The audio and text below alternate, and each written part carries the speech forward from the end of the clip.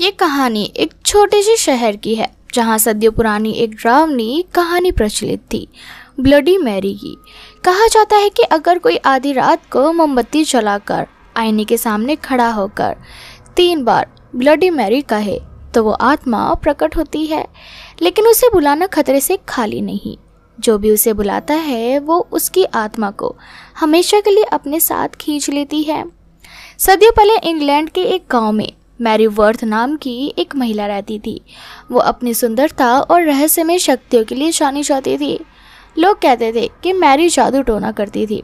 गांव की कई लड़कियां रहस्यमय तरीके से गायब हो गई और लोग मैरी को इसका जिम्मेदार मानने लगे। एक दिन गांव वालों ने मिलकर मैरी को पकड़ लिया। उन्होंने उसे चुड़ैल घोषित करके जिंदा जला दिया। मरने से पहले मैरी ने शपथ ली कि वो लौटकर बदला लेगी। उसकी आत्मा आईने में कैद हो गई और तभी से ये भयानक प्रथा शुरू हुई। अगर कोई उसे बुलाएगा तो वो लौटकर जरूर आएगी। वर्तमान समय में शहर में रिया नाम की एक लड़की रहती थी। वो भूत प्रेत की कहानियों पर विश्वास नहीं करती थी।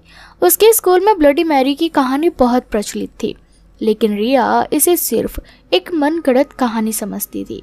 एक दिन स्कूल में उसकी दोस्त आयुषी ने कहा, अगर तुम इतनी बहादुर हो तो आज रात ब्लडी मैरी को बुलाकर दिखाओ। रिया ने हंसते हुए चुनौती स्वीकार कर ली।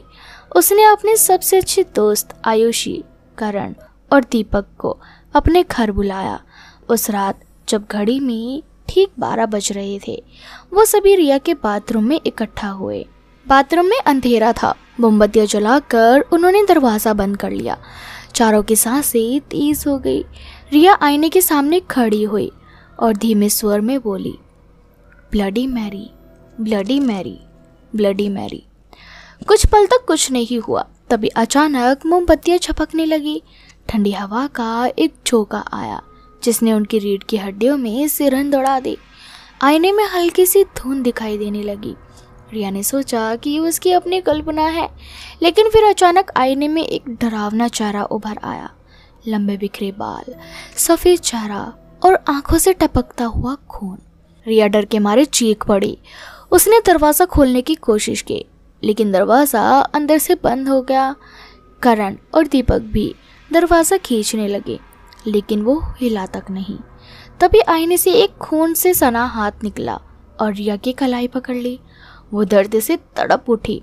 उसकी आंखों में खून जैसा लाल रंग भरने लगा। आयुषी ने डरते डरते भगवान का नाम लिया और जोर जोर से दरवाज़ा खटखटाने लगी। तभी एक जोरदार आवाज़ आई और आईना चटक गया। अचानक दरवाज़ा खुल गया और रिया बेहोश होकर ज़मीन पर गिर गई। जब रिया को होश आया तो उसकी कलाई पर 3 गहरे खरोच के निशान थे जो किसी के नाखूनों से बने थे। उसके बाद से रिया कभी भी आईने के सामने अकेले खड़ी नहीं होती। आयुषी और दीपक ने भी ब्लडी मैरी की बात कभी किसी को नहीं बताई, क्योंकि वो जानते थे कि ये सिर्फ एक कहानी नहीं थी, ये एक डरावनी हकीकत थी। आज भी कहा जाता है कि अगर कोई हिम्मत करे और आईने के सामने खड़ा होकर ब्लडी मैरी को पुकारे तो वो आत्मा अपने साथ उसे ले जाती है। तो कि दोस्तों, क्या आप हिम्मत करेंगे उसे बुलाने की? हमें कमेंट सेक्शन में कमेंट करके ज़रूर बताएं और साथ ही इसी तरह की हॉरर वीडियोस के लिए चैनल को सब्सक्राइब करना बिल्कुल भी ना भूलें।